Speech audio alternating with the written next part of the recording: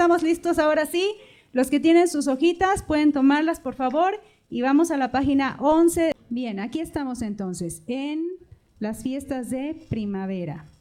Y vamos a ver hoy Hag HaMatzot, que es la fiesta de los panes sin levadura, el Omer Reshit y las primicias.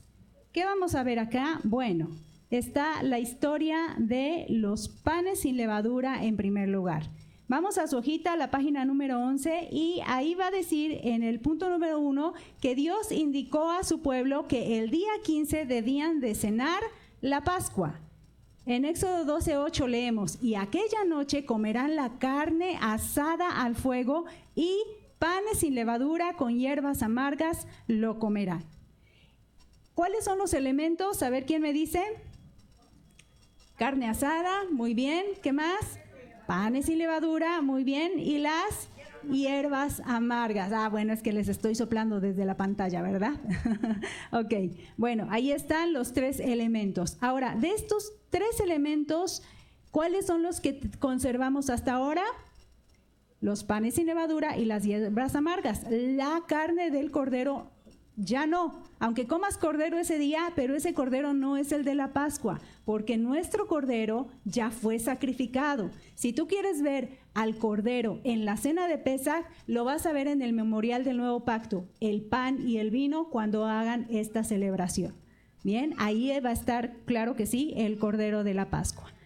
Dice ahí el versículo 17 de Éxodo 12, y guardaréis la fiesta de los panes sin levadura, porque en este mismo día saqué vuestras huestes de la tierra de Egipto. Por tanto, guardaréis este mandamiento en vuestras generaciones por costumbre perpetua. Es perpetuo y lo perpetuo es hasta donde Dios lo indique. Ahí la palabra es un tiempo escondido. Mientras Dios diga que ya no, pues vamos a seguirlo, ¿verdad? Pero Dios dijo que ya no. No, ¿verdad? Vamos entonces a seguir celebrando sus fiestas.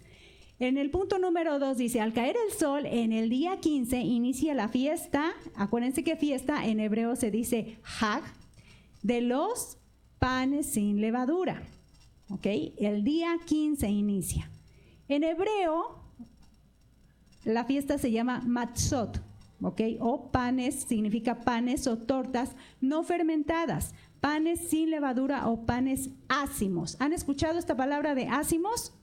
Bueno, para los que no la conocen, es lo que significa un pan sin fermento. Punto número 3 dice, en esta fiesta celebramos que Dios sacó a su pueblo de Egipto. Muy bien. Y la fiesta es de 7 días. Ahí está una ilustración, ¿verdad? Donde vemos cómo el Señor estaba sacando a su pueblo de Egipto. Vamos al calendario y vamos a ver cuáles son estos 7 días. Vamos al calendario gregoriano para ver los días correspondientes y tú ves que el día 14 corresponde al día 23 de abril. Y de ahí, ese día, al caer la noche, empieza el día 15. Ese día es de reposo y también el último, el 21, también es de reposo. Para nosotros sería el 23 al caer el sol, y luego el 24 hasta caer el sol. Y luego el día 21 corresponde al 30 de abril, pero inicia desde el 29 al caer el sol. ¿Sí se entiende la grafiquita? ¿Sí? ¿Queda claro en qué días hay que guardar reposo? Bueno, vamos al versículo 18. En el mes primero dice, comeréis los panes sin levadura, desde el día 14 del mes por la tarde hasta el 21, es decir, termina el día 14, ya está acabando el día 14, desde ese momento dejamos de comer levadura y ya no debe haber levadura en las casas. Dice así, ahorita pueden estarla sacando, pueden estarla comiendo, consumiendo, acuérdense, rápidamente es pan molido, adiós, o consúmenlo de una vez, guísenlo y ya, que se acabe, ya no compren más. Galletas. Si tienen pan en el refrigerador, ese hay que comerlo, tienen hoy y mañana, pero el integral también. Todo tipo de pan que haya pasado por una fermentación tiene que o consumirse antes de el martes o sacarse, ¿ok? Y les repetía, ¿no? Ahí revisen en las etiquetas, porque también las tortillas árabes o el pan pita también tiene levadura, entonces hay que sacarlo, por más que esté bien planchadito y delgadito, tiene levadura. Y todo lo que contenga bicarbonato de sodio. El bicarbonato de sodio es un agente leudante, entonces el agente leudante, mientras no se mezcle con la harina y con el agua, no pasa nada, lo pueden dejar, el royal, el bicarbonato de sodio, eso déjenlo en la alacena, no pasa nada. Mientras no esté activo, no es levadura. Pero una vez que entra en contacto con agua y con la harina, empieza a leudar, empieza el proceso de fermentación. Entonces, eso es lo que hay que sacar, ¿ok? Bueno. Si tienen más dudas, con gusto, ahí en el chat del grupo pueden ponerlas, ¿ok? Cualquier producto, revisen la etiqueta, si tiene bicarbonato de sodio, no lo consumimos. Si quiere decir que ya pasó por la fermentación. Bueno, entonces continúa diciendo, por 7 días no se hallará levadura en vuestras casas, porque cualquiera que comiere leudado, así extranjero como natural del país, será cortado de la congregación de Israel. Fíjense qué grave, ¿verdad? Ser cortado. Y a veces más bien es que ni siquiera somos pueblo, ¿verdad? Dice el punto número 4, lo que no debe haber es levadura. Sácala con anticipación para que el día 14 al anochecer, es decir, el Erev, ya no haya en el territorio, o sea, en tu casa. Dice en Éxodo 12, 34 y 39, y llevó el pueblo su masa antes que leudasen sus masas envueltas en sus sábanas sobre sus hombros. Miren con qué premura salieron. Y cocieron tortas sin levadura de la masa que habían sacado de Egipto, pues no había leudado, porque al echarlos fuera los egipcios no habían tenido tiempo ni para prepararse comida. Así que sacan su masa de Egipto sin la levadura de Egipto. Y esto tiene gran significado, ¿verdad? Punto 5. Después de cenar, el pueblo llevó su masa antes que se leudase, como lo vimos en el versículo. Leudar en hebreo es hametz, así se dice, hametz, y significa ser ácido, es decir, estar fermentado. Miren cómo se traduce como leudado, leudarse, pero también miren, llenarse de amargura, rojo, hombre, violento. Estas son las maneras en que se puede traducir hametz. El punto 6 dice, Israel sería libre de Egipto, lo cual implica dejar las costumbres pecaminosas, es decir, la levadura de Egipto. ¿Para qué? ¿Para qué dejar la levadura de Egipto? ¿Para qué dejar las costumbres de Egipto? Bueno, en Éxodo 17, 6 dice, deja ir a mi pueblo para que me sirva en el desierto. Y aquí que hasta ahora no has querido oír. Estas palabras se las dijo Moisés a Faraón y son palabras que le mandaba decir Dios. ¿Pero para qué dice que deje ir a su pueblo? Para que le sirva, para servir al Señor. No es nada más salte y ya haz lo que te pega la gana, ¿verdad? Porque entonces seguiría siendo esclavo. Levítico 23, 6 al 8, aquí encontramos la instrucción. A los 15 días de este mes es la fiesta solemne de los panes sin levadura al Señor. 7 días comeréis panes sin levadura. El primer día tendréis santa convocación. Ningún trabajo de siervos haréis y ofreceréis al Señor 7 días ofrenda encendida. El séptimo día será santa convocación. Ningún trabajo de siervos haréis. La instrucción implica entonces una santa convocación. Esta fiesta, esta Hag, es una santa convocación. En hebreo se dice Mikra Kodesh. ¿Qué es Mikra? Bueno, es un llamado fuera, es decir, una reunión pública, un acto en el que todos participamos. Y miren, se puede traducir como asamblea, convocación, convocar lectura, pero también implica en su significado ensayo. ¿Para qué ensayamos? Para la venida de nuestro Rey. Y Kodesh es cosa santa o cosa sagrada, santidad. Y hay muchas cosas que se pueden santificar, desde una casa, un lugar, un día. Y el Señor es el que va indicando qué cosas se van santificando. En este caso, pues nuestra reunión es santa, ¿verdad? Vamos ahora a su siguiente hoja, que es el cumplimiento mesiánico de los panes sin levadura. Vamos a ver cómo cumplió el Señor esto de los panes sin levadura. Su punto 1 dice, Yeshua habló simbólicamente de la levadura de los fariseos y de Herodes. ¿Cuál es esa levadura? Y seguro algunos se recuerdan de estos pasajes, ¿verdad? Mateo 16, 6 y 12 dice, Jesús les dijo, mirad, guardaos de la levadura de los fariseos y de los saduceos. Entonces entendieron que no les había dicho que se guardasen de la levadura del pan, porque estaban pensando, ¿verdad? No, trajimos pan, se nos olvidó. No era eso. Bueno, ustedes lean la historia completa, ¿verdad? Dice ahí, sino de la doctrina de los fariseos y de los saduceos. Entonces, ¿qué es la levadura? Su doctrina, la doctrina de los fariseos, ¿ok? Luego, Lucas 12:1 dice, primeramente, guardaos de la levadura de los fariseos, que es la hipocresía. Esa es otra levadura, ¿ok? Y Marcos 8:15 dice, y él les mandó diciendo, mirad, guardaos de la levadura de los fariseos y de la levadura de Herodes. Bueno, de la levadura de los fariseos ya vimos que es la hipocresía. ¿Creen que Herodes también tenía hipocresía?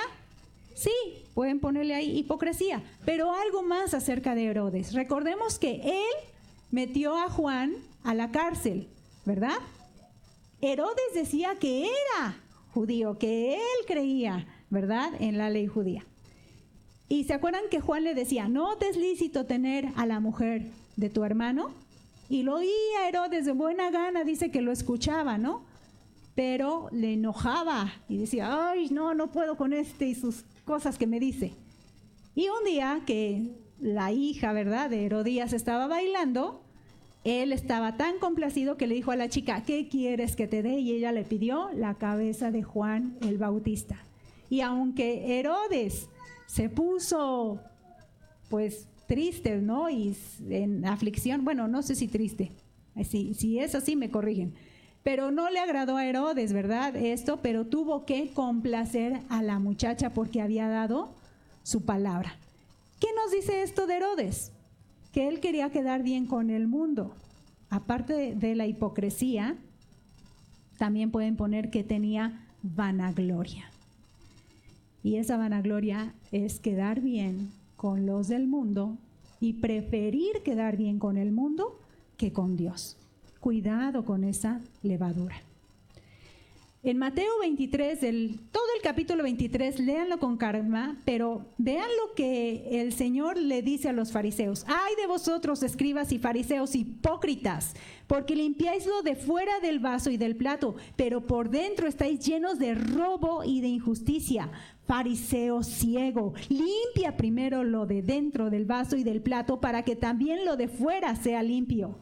¡Ay de vosotros, escribas y fariseos hipócritas! Porque sois semejantes a sepulcros blanqueados, que por fuera a la verdad se muestran hermosos, mas por dentro están llenos de huesos de muertos y de toda inmundicia. Así también vosotros por fuera a la verdad os mostráis justos a los hombres, pero por dentro estáis llenos de hipocresía e iniquidad. ¿Cómo estamos por dentro, hermanos? ¿Qué tanto nos parecemos a los fariseos? ¿Qué tanta levadura de hipocresía se ha metido en nosotros? Cuidemos eso.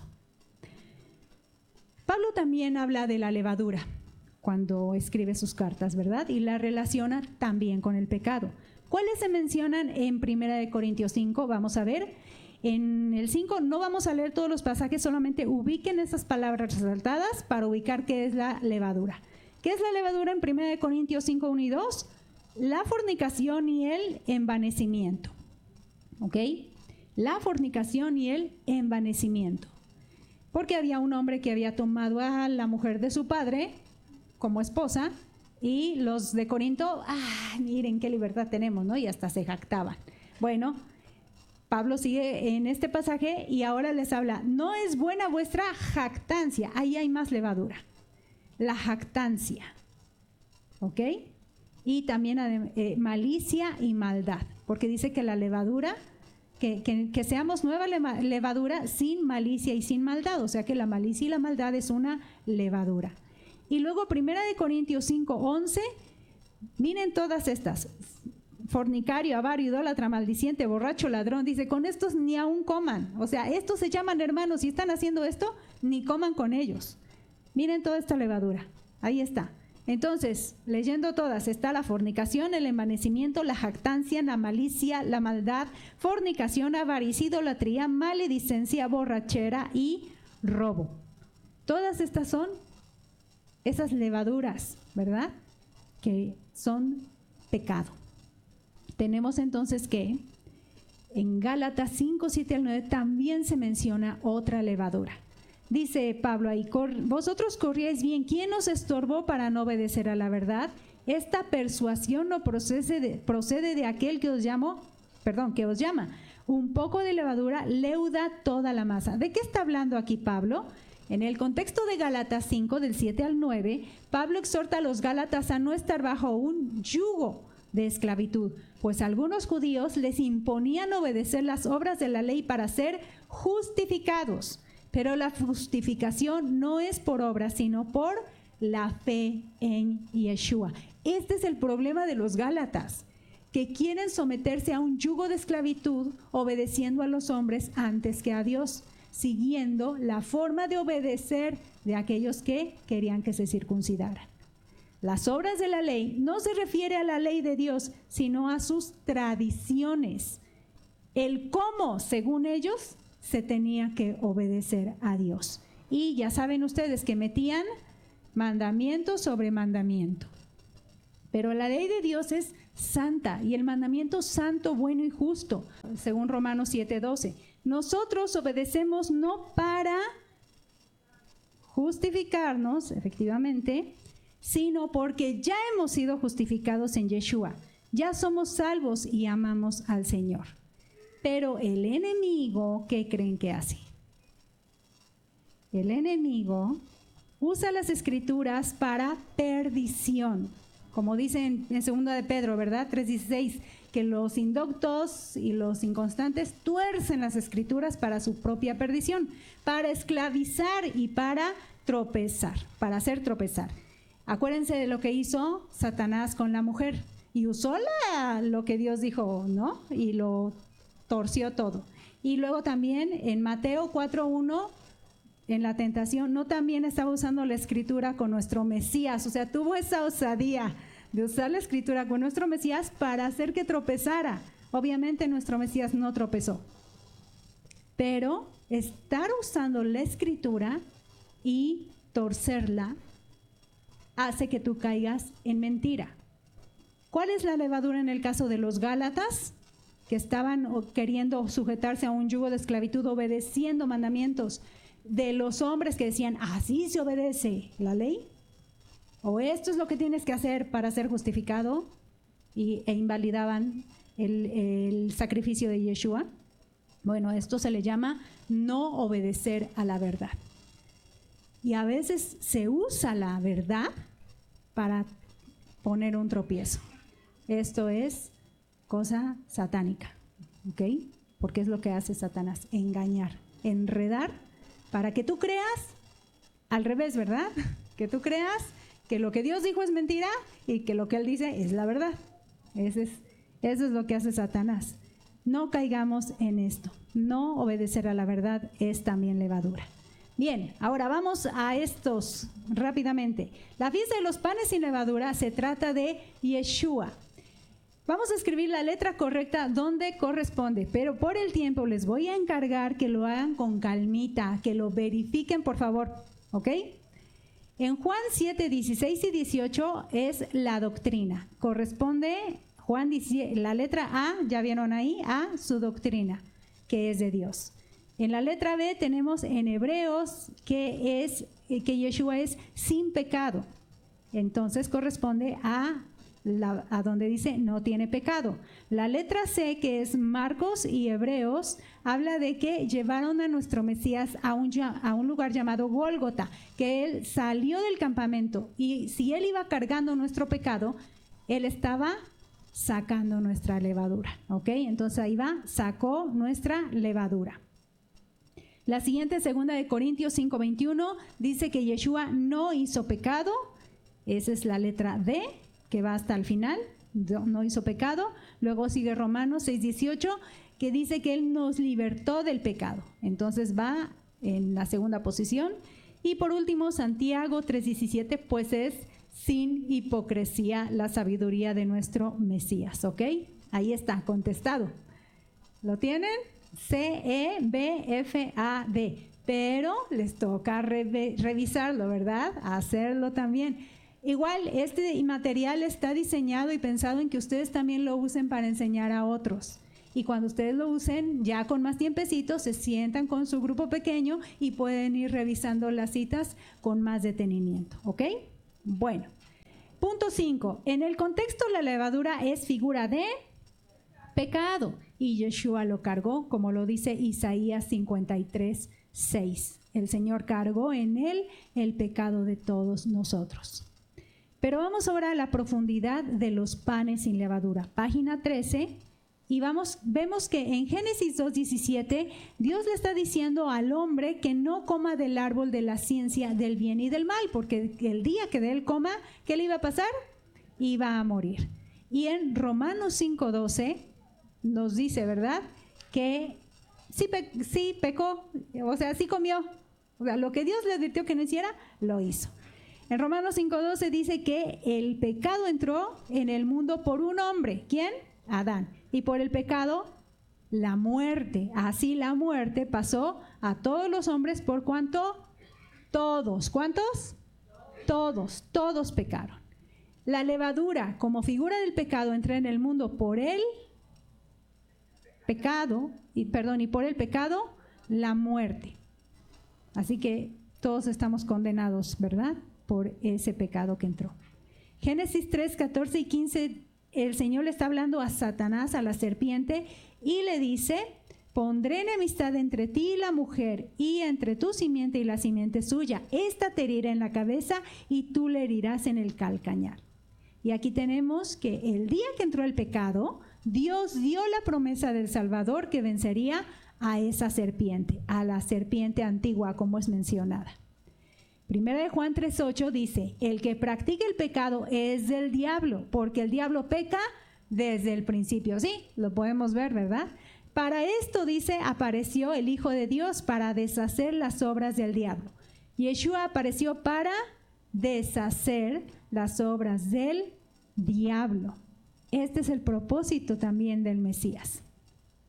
Romanos 5:20 y 21 dice: pero la ley se introdujo para que el pecado abundase, mas cuando el pecado abundó, sobreabundó la gracia, para que así como el pecado reinó para muerte, así también la gracia reine por la justicia, para vida eterna mediante Jesucristo Señor nuestro. Y muchos de aquí dicen: ya ven, la ley se introdujo para que el pecado abundase, así que hay que quitar la ley para que el pecado no abunde. ¿Es así? Quitamos la ley para que no abunde el pecado. ¿Qué significa entonces de que el pecado abundó? Bueno, al ser la levadura figura del pecado, la ley de Dios lo hace. Miren, yo me imagino algo así, ¿no? ¿Ya vieron a esos hombres que están haciendo? ¿Qué creen que estén mirando? ¿Algo que a simple vista se ve? No. Hagan de cuenta que es la ley.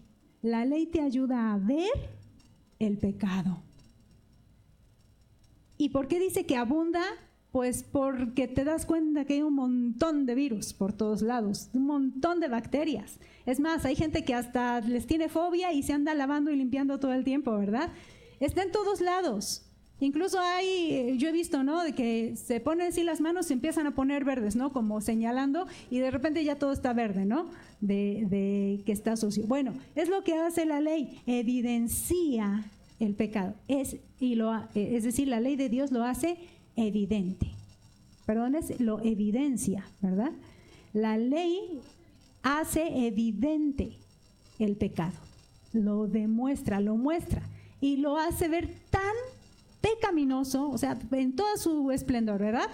Por ejemplo, si un hombre comete adulterio, ¿Saben que al mismo tiempo que comete adulterio, bueno, y una mujer, porque también las mujeres adulteran, ¿verdad? No nada más los hombres.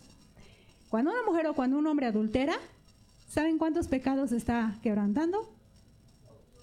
Todos. Todos. Porque ya tomó el nombre de Dios en vano, si se dice hijo de Dios, ¿verdad? Ya deshonró a sus padres, ya mintió, ya robó, porque eso no le pertenecía. Obviamente la codicia ahí está. ¿Mintió? Claro, se la pasa mintiendo. O sea, es el exponente. La ley te hace ver qué tan pecaminoso eres. Pero si tú no vas a la ley de Dios, tú piensas que no tienes pues no soy tan malo, ¿verdad? Y te comparas con los demás. Compárate con lo que dice Dios. Y ahí es donde se nota qué tan pecaminosos o qué tan llenos de levadura estamos. Mateo 4:17 dice: desde entonces comenzó Yeshua a predicar y a decir: arrepentíos, porque el reino de los cielos se ha acercado. Ya que notaste tu levadura, ya que notaste lo pecaminoso que eres, necesitas arrepentimiento. Sacar la levadura implica arrepentirse, pero arrepentirse en griego es metanoeo. Y miren lo que dice en la definición: es un cambio de vida basado en un cambio completo de actitud y de pensamiento en lo relativo al pecado y la rectitud. Pero en hebreo la palabra es shuv, que significa volver. Respecto a Dios es volverse del pecado y convertirse a Dios. El sustantivo de shuv es teshuvah. Por eso cuando te dicen haz teshuvah es haz arrepentimiento, o shuv, arrepiéntete, ¿verdad? O arrepentirse. Digamos, shuv es el verbo, teshuvah es el sustantivo. En Hebreos 9:14 dice: cuánto más la sangre de Cristo, el cual mediante el Espíritu Eterno se ofreció a mismo sin mancha a Dios, limpiará vuestras conciencias de obras muertas para que sirváis al Dios vivo. El propósito de sacar la levadura es que le sirvamos. ¿Se acuerdan en Egipto cuando les decía: déjame mi pueblo para que me sirva? Ese es el propósito de la levadura, para que sirvamos a Dios limpios de la levadura de Egipto, con una limpia conciencia. Pero ahora la pregunta es: ¿y qué es la conciencia? La conciencia, la palabra que se tradujo ahí es suneidesis, es griega, y se escucha bonita esta definición, es aquel proceso de pensamiento que distingue lo que considera moralmente bueno o malo, abandonando lo bueno, condenando lo malo y así impulsado a hacer lo primero y a evitar lo último. Se oye bien, ¿verdad? La definición, pero vamos a verla en hebreo. Alabando lo bueno, alabando, yo me equivoqué, gracias por la corrección. Alabando lo bueno, condenando lo malo y así impulsado a hacer lo primero y evitar lo último. Sí, ¿verdad? Ay, dije una cosa muy terrible. No, alabando lo bueno. Gracias por la corrección. Gracias por ayudarme a quitar la levadura. Ok, en hebreo, ¿cómo se dice esta palabra de conciencia? Bueno, es kiliá. Kiliá. Está bonita, ¿verdad? Hasta para ponerle nombre a una nena. Kiliá. Pero a ver, vamos a ver qué significa. Esta palabra kiliá se traduce, fíjense, en estas tres palabras en el Salmo 26:2. Escudriñame, oh Señor, y pruébame, examina mis íntimos pensamientos y mi corazón. Ahí está kiliá, mis íntimos pensamientos. Este es un significado correcto, lo más profundo, lo más secreto e íntimo del hombre. Esa es la conciencia, esa es la kiliá. Pero ¿saben qué otra cosa significa? ¿O de qué otra manera se puede traducir? Riñón. ¿Habían oído eso? Tú dirás, ¿qué tiene que ver la conciencia con el riñón?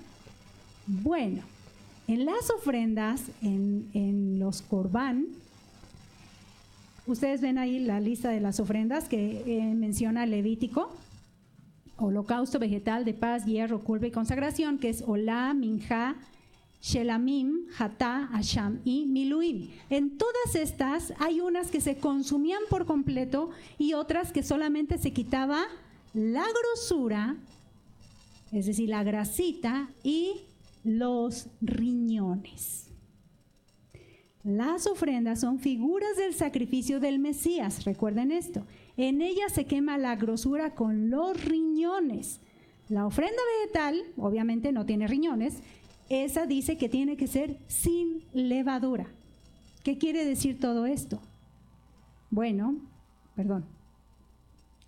¿saben para qué sirve el riñón en nuestro cuerpo? Para purificar nuestra sangre. ¿Sabes qué quiere hacer Dios con tu conciencia? Purificarla. Así que cuando tú entregas, cuando tú vienes al Señor a ofrecer una ofrenda, o si Él es tu jatá, lo que el Señor quiere hacer es que tú se la entregues. Entrégame tu riñón, pues. Entrégame tu conciencia. Yo la voy a purificar. Ya no van a ser tus pensamientos o lo que tú creas que es bueno y es malo. Porque eso lo hicieron Adán y Eva en el huerto. Comieron del árbol de la ciencia del bien y del mal, y entonces ellos empezaron a decir qué era bueno y qué era malo, y a tener su propio pensamiento. Pero el Señor quiere que tú se lo entregues a Él.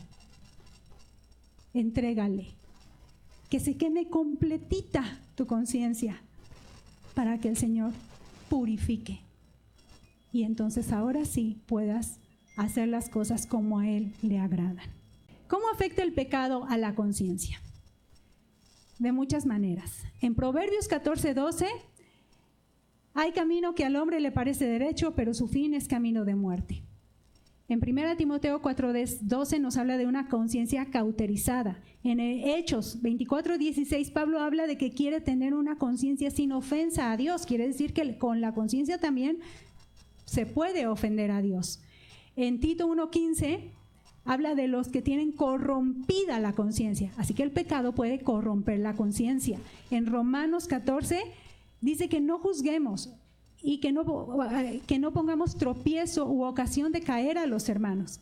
Una mala conciencia juzga a los demás de mala manera, pues, pone tropiezo y ocasión de caer. Ahí es donde entra, todo me es lícito, sí, pero no todo conviene, porque puedes estar poniendo tropiezo a tu hermano.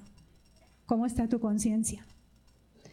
Entonces, ¿cómo afecta el pecado a la conciencia? Le hace percibir lo malo como bueno. No es malo. Para mí no es malo, ¿no? Aunque esté en el mandamiento ahí en la escritura, el hombre dice, pero para mí no es malo. Dice también que la cauteriza, es decir, normaliza el pecado. Hay cosas que ya nos parecen tan normales, y con mucha tristeza lo digo, que hace casi un año los papás estaban poniendo así sus inconformidades por los libros de texto gratuito en México. ¿Pero qué creen? Se están acostumbrando. El pecado se está normalizando porque la conciencia está cauterizada. El pecado que afecta a la conciencia la hace ser ofensiva a Dios. La corrompe. Ve lo bueno como malo, ¿verdad? A tal grado de decir que la ley de Dios es mala. Bueno, ahí hay una conciencia corrompida. Y le hace juzgar a otros y provocar tropiezos. El pecado abunda, hermano, sí, pero la gracia, dice el Señor, que abunda más, y la tenemos al alcance hoy.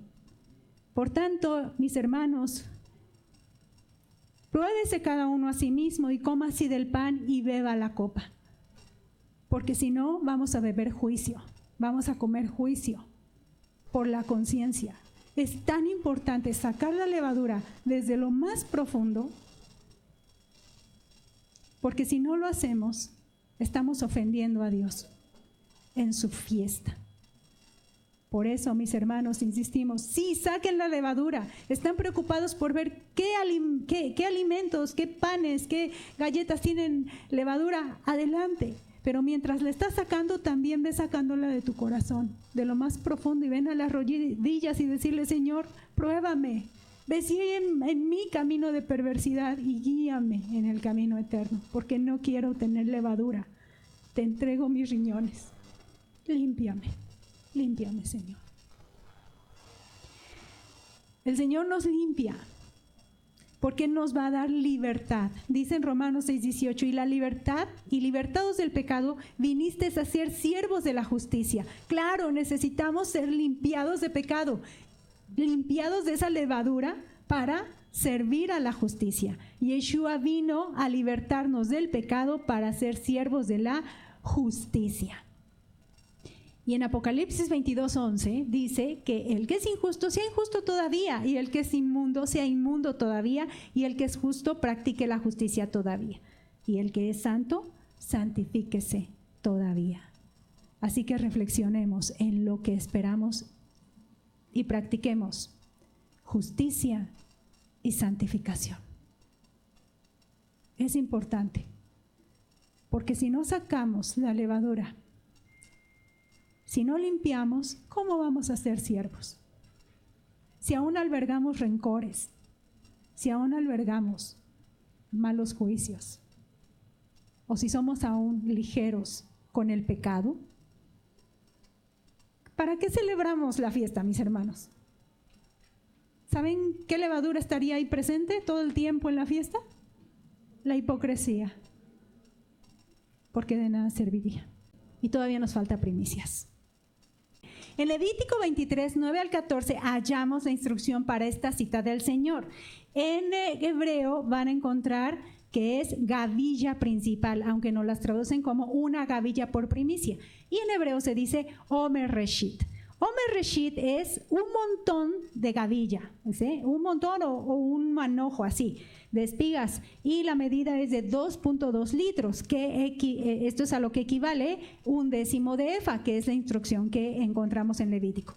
Reshit dice principio, primero, lo mejor, primicias. Entonces, Omer Reshit es el montón, ¿verdad? O el manojo principal, que es lo mejor. Esto tiene mucha significancia. Vean lo que, aquí me la voy a ir rápido.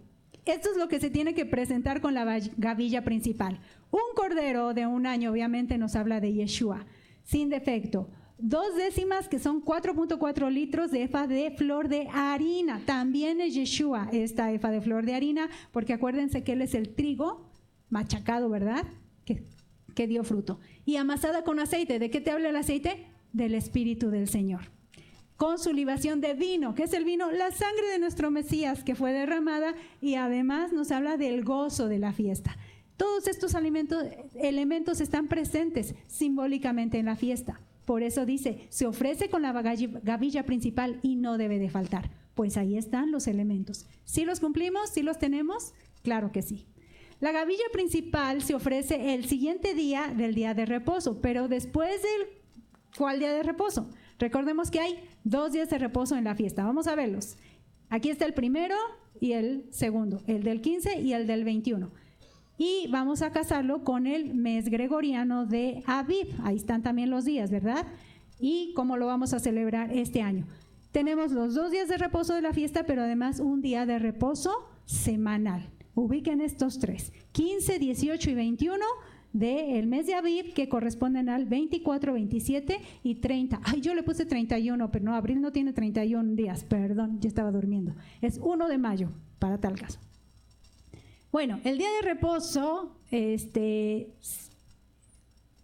día 16 es después del primer día de reposo.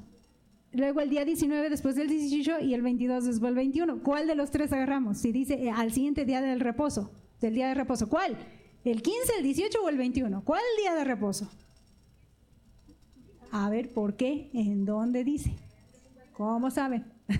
Vamos a verificar por qué es ese día, ¿sale? Bueno, vamos a hacer historia. ¿Se acuerdan que Moisés dejó a Josué como su sucesor? Después Josué manda 2 espías, bueno, van a ir a Jericó. Antes de cruzar el río, manda con Rahab, después cruzan el río y después se establecen en los llanos de Jericó. Y ahí están, este sí es importante que lo leamos. Josué 5, 10 al 12 dice, y los hijos de Israel acamparon en Gilgal y celebraron la Pascua a los 14 días del mes por la tarde en los llanos de Jericó. Al otro día de la Pascua comieron del fruto de la tierra, los panes sin levadura, y en el mismo día espigas nuevas tostadas. Y el maná cesó el día siguiente, desde que comenzaron a comer del fruto de la tierra. Y los hijos de Israel nunca más tuvieron maná, sino que comieron de los frutos de la tierra de Canaán aquel año. ¡Ay! Y esto me estremece, ¿no? Nunca más volvieron a ver maná. Nunca más llovió el pan del cielo. Pero ya estaban en la tierra y pudieron comer. Observando esta porción, ¿cuándo se celebró por primera vez Omer Reshit? Cuando entraron a Canaán. ¿Y qué comieron el mismo día de panes sin levadura? Pues espigas nuevas tostadas. Aquí es otra vez nuestro calendario, tenemos los días de reposo de la fiesta y Josué nos dice que el día, este día 15, que es panes sin levadura, ese mismo día estaban comiendo las espigas verdes tostadas. Eso quiere decir que ya habían dado primicia. Ese día dieron su primicia y ese día empezaron a comer. Entonces quiere decir que un día antes fue día de reposo. Quiere decir que el día 14 cayó Pesaj, Shabbat, en Shabbat semanal. Aquí tenemos entonces, en ese tiempo no había gregoriano, está el día séptimo, es Shabbat semanal, y al siguiente día fue el primer día de la semana, que nosotros conocemos como domingo, y ese día estaban celebrando panes sin levadura y primicias. ¿Qué quiere decir esto? Lo anterior nos indica que panes sin levadura y primicias pueden coincidir el mismo día y que Pascua puede caer en día de reposo semanal. Por tanto, primicias se celebra el día siguiente del día de reposo semanal a partir de Pascua. ¿Ok? Una vez que llegue Pascua, buscas primer día de reposo y al siguiente día, primicias. Y siempre va a caer en domingo, o sea, el primer día de la semana. Otra prueba más es que de primicias para la fiesta de la semana se tienen que contar 7 semanas completas más un día. Y llegamos así a 50 días, es porque 7 por 7, 49 más 1, 50. Queda exactito. Hacer primicias el primer día de la semana y contar de ahí a la fiesta de las semanas. ¿Listo? ¿Sí? Y si no, le toman una captura. La figura de primicias en Éxodo. Bueno, habiendo descubierto cuándo se celebra primicias, la figura de la primicia la podemos ver también en Éxodo 14 y 15. 1 Corintios 10:2 dice, y todos en Moisés fueron bautizados en la nube y en el mar. Entonces fueron bautizados. Listo, terminamos nuestra primera hoja. Siguiente, el cumplimiento mesiánico de primicias. El Señor había dicho que Él estaría en el corazón de la tierra por 3 días y 3 noches como Jonás. Acuérdense la señal de Jonás. En Mateo 27:60 dice que las mujeres estaban mirando cómo José de Arimatea puso el cuerpo de nuestro Mesías en una tumba, ¿verdad? Cuando pasa ese día de reposo, María Magdalena dice que en Marcos que compra junto con María y Salomé especias aromáticas y muy de mañana el primer día ya se iban a ir al sepulcro. Pero ¿cuándo pasó esto que compraron? Cuando pasó el día de reposo. Pero Lucas 23:19, así como contradiciendo a Marcos, le dice, no, era el día de preparación y estaba por comenzar el día de reposo. Y las mujeres que habían venido con él desde Galilea siguieron también y vieron el sepulcro y cómo fue puesto su cuerpo. Vueltas, prepararon especias aromáticas y ungüentos y descansaron el día de reposo conforme al mandamiento.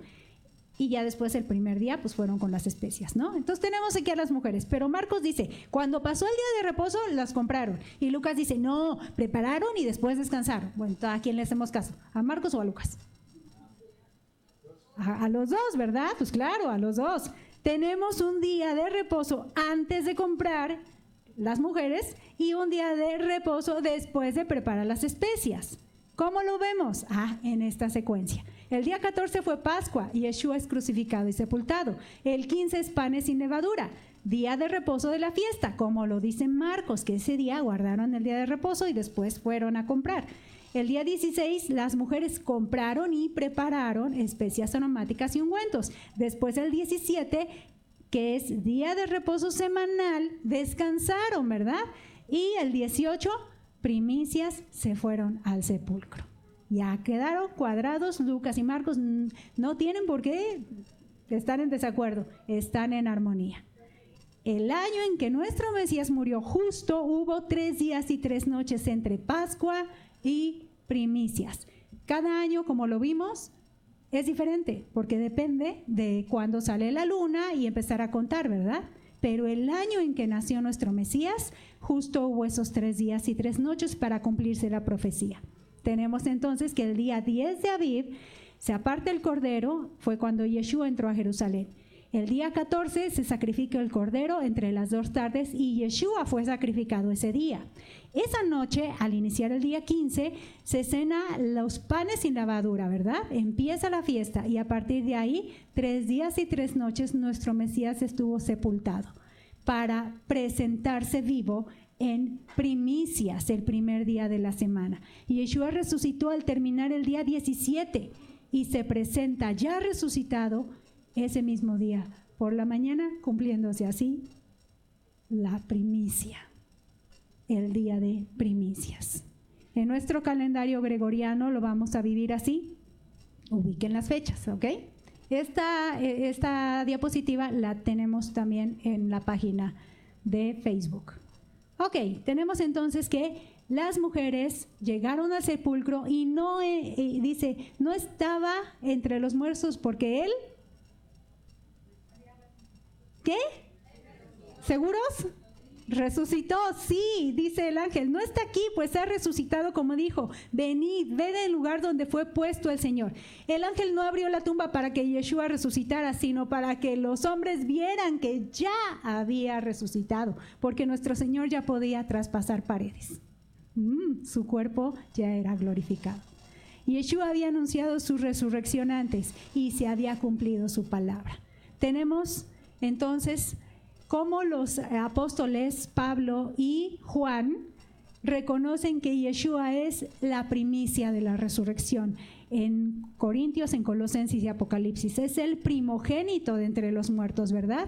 Para que en todo tenga la preeminencia. La resurrección y las primicias están íntimamente ligados, ya que Yeshua es la primicia de los que durmieron.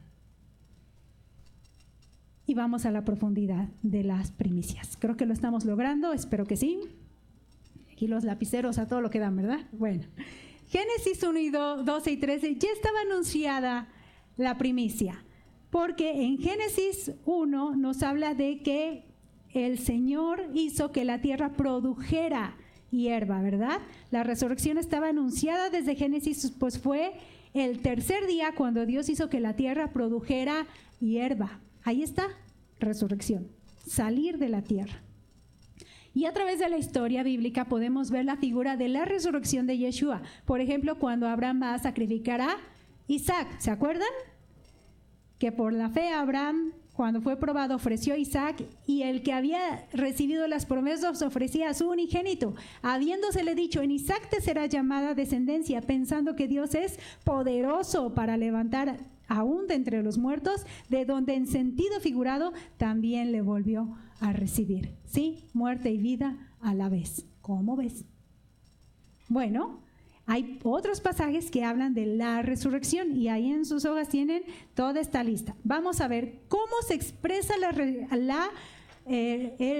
resurrección en cada una de estas. En Éxodo dice, y con referencia a Mateo, Dios es Dios de vivos. Ahí está la resurrección. Job 19:25, al fin se levantará sobre el polvo. En Salmo, cuando despierte a tu semejanza. En Salmo 23, en la casa del Señor moraré, y luego sigue, ¿verdad? Por largos días. En Salmo 49:15, redimirá mi vida del poder del Seol. En Isaías 25:8, destruirá la muerte para siempre. En Isaías 26:19, la tierra dará a sus muertos. En Isaías 53:10, verá el linaje, vivirá por largos días. En Daniel 12, 2 y 3, los que duermen serán despertados. En Oseas 6:2, dice, en el 3er día nos resucitará. Ahí está muy claro, ¿verdad? Y en Oseas 13:14, oh muerte, yo seré tu muerte. ¿Habías visto la resurrección en el Antiguo Testamento? Está por todas partes, ahí está. Entonces, viene el asunto. A pesar de esto, no todos creen en la resurrección, y un ejemplo de ellos son los saduceos y algunos de los corintios. Y Pablo tiene que hablarle a los corintios para corregirlos en ello. 1 Corintios 15 dice, porque si los muertos no resucitan, tampoco Cristo resucitó. Y si Cristo no resucitó, vuestra fe es vana, aún estáis en vuestros pecados. Entonces también los que durmieron en Cristo perecieron. O sea, si tú no crees en la resurrección, el problema es que la fe se hace vana. ¿De verdad estás seguro que existe la resurrección? ¿Que hay resurrección? Porque si no lo crees realmente, tu fe es vana. Y luego en 1 Corintios 15, 20, 21, dice que Cristo ha resucitado. La resurrección de Cristo es la esperanza de que todos los que somos de Él seremos resucitados cuando venga en su reino. En Juan 10, 17 y 18 vemos que el único que tiene autoridad para poner su vida y volverla a tomar, ¿quién es? Yeshua. Es el único que puede dar su vida y volverla a tomar. Tiene ese poder. Así que Deuteronomio 16, 17 nos dice, cada uno con la ofrenda de su mano, conforme a la bendición que el Señor tu Dios te hubiera dado, pues te presentas a la fiesta. En Proverbios 3, 9 y 10 dice, honra al Señor con tus bienes y con las primicias de todos tus frutos, y serán llenos tus graneros con abundancia, y tus lagares rebosarán de mosto. Nosotros no tenemos parcelita, ¿verdad? No tenemos dónde sembrar y tampoco tenemos lagares. El fruto de nuestro trabajo es económico, es en dinero, ¿verdad? Y de ese fruto que el Señor nos permite tomar, de ese es el que le debemos dar a Él. ¿Cómo vas a dar tu primicia? Aparte de lo primero que Dios te dé, y dáselo a un siervo del Señor, a un levita, a un sacerdote. Acuérdense que ahorita todos somos reyes y sacerdotes. Un siervo del Señor puede recibir esa primicia de tu mano y con ello la bendición que el Señor le acerca. Así que el próximo domingo prepara tu primicia y tráela y piensa, ¿a qué siervo del Señor quieres darle esa primicia? Primicias nos habla de la resurrección de Yeshua. El Señor dijo, yo soy la resurrección y la vida. El que cree en mí, aunque esté muerto, vivirá. Y todo aquel que vive y cree en mí, no morirá eternamente. ¿Crees esto? Si lo crees, entonces da tu primicia. Porque si damos la primicia de nuestro trabajo es porque Él nos ha dado primero. Y si hemos de resucitar es porque Él resucitó primero. Que el Señor bendiga su palabra y que disfrutemos de estas citas con nuestro Señor, con nuestro Redentor, con nuestro Salvador, con el primogénito de entre los muertos. Gracias.